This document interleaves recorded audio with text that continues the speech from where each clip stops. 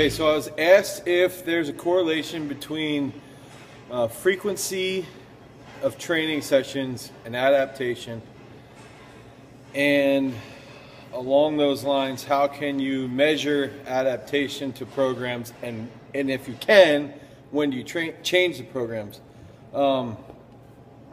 So frequency and adaptation they have a really high correlation, because the more frequent you train, the faster you're going to adapt to something, and the easier it is to monitor what the adaptations are, whether positive, negative, or indifferent. So to answer the first question, adaptation has a huge correlation with frequency of training. That's why I always recommend 5 to 6 days a week training, and for an elite thrower, even training 2 times in one day can be really positive. So how do you measure adaptation? For a shot putter, they should measure it in a circle. You should monitor, how you feel with your general strength exercises. Are you starting to feel more aggressive? Are you starting to get, a faster pull and you're clean? Are you your jerk's starting to get faster? Is the bench starting to feel really, really explosive? Those are easy ways to measure. Another measurement would be, when you sleep, do you feel recovered in the morning? Or you just don't want to get out of bed? Or you can't fall asleep at night? Those are all different ways that you can measure someone's adaptation. What's happening? Are they getting their nervous system's a bit overtrained or undertrained, or their muscular system's a bit overtrained? So those are other ways that you can monitor adaptation. Another question the guy had that emailed me was about my own frequency and how I, how I set up a system of training with volume and intensity in the weight room compared to the throws. I personally use an undulating system.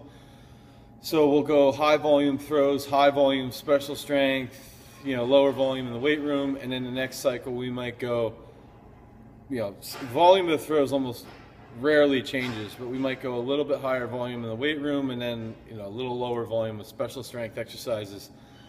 But it's easy to monitor throwers because of the competition, the shots outside. You can sit there, measure the distance, monitor how far they're going with everything, monitor the speed.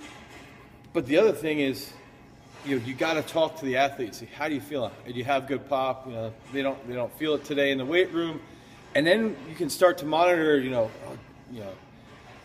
I've been on this training program for 2 or 3 weeks. They start killing everything in the weight room, and then 3 to 5 days later they start lighting it up in the circles. So that monitoring those cues can really, really help monitoring the adaptation in the circle. And when do you change those programs?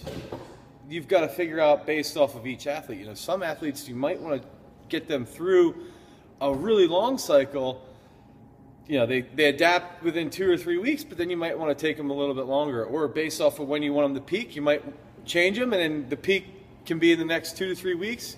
And you've got to monitor it over a full year's time to see where everything's going and when they're going to have their really high peaks and like a true peak, not just a program peak. So you've got to monitor all that based off the athlete. It's hard for me to say, oh, you should change it at the 21st day. It's all based off of the athlete and what type of twitch fiber they have when they adapt to each program, because some athletes adapt to programs early on, some adapt really late, and some are constantly adapting at a slower pace. So there's a whole bunch of things that you can monitor, but the more frequent somebody's training, it's easier to monitor them, because there's less outside influence on their training.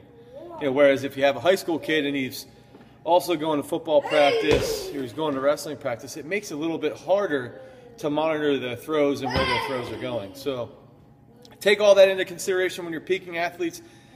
Monitor things, document everything, analyze the data to figure out when the best time their adaptation will occur so that they can peak really, really well.